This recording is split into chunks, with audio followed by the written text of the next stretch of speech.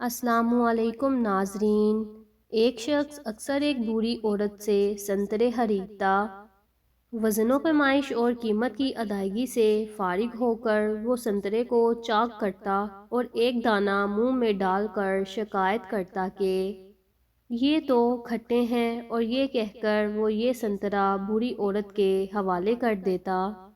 وہ بوڑھی عورت ایک دانہ چکھ کر کہتی یہ تو بالکل میٹھا ہے، مگر تب تک وہ خریدار اپنا تھیلا لے کر وہاں سے جا چکا ہوتا۔ اس شخص کی بیوی بھی ہر بار اس کے ساتھ ہی ہوتی تھی۔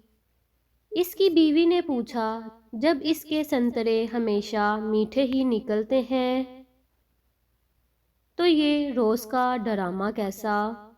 اس شخص نے مسکرا کر جواب دیا کہ وہ بوڑھی ماں میٹھے سنترے ہی بیچتی ہے، مگر غربت کی وجہ سے وہ خود اس کو کھانے سے محروم ہے۔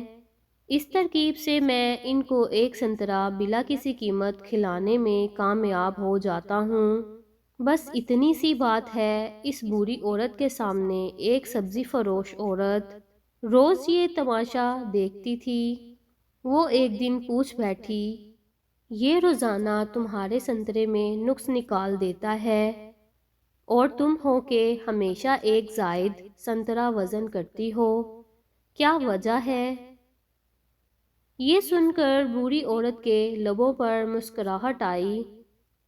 میں جانتی ہوں کہ وہ آدمی ایسا مجھے سنترا کھلانے کے لیے کرتا ہے، اور وہ یہ سوچ بیٹھا ہے کہ میں اس سے انجان ہوں۔ میں کبھی زیادہ وزن نہیں کرتی، یہ تو اس کی محبت ہے جو ترازو کے پلے کو بوجھل کر دیتی ہے۔ محبت اور احترام کی خوشیاں ان چھوٹے چھوٹے میٹھے دانوں میں پوشیدہ ہیں۔ یاد رکھیے کہ محبت کا صلہ ہمیشہ محبت ہی ہوتی ہے۔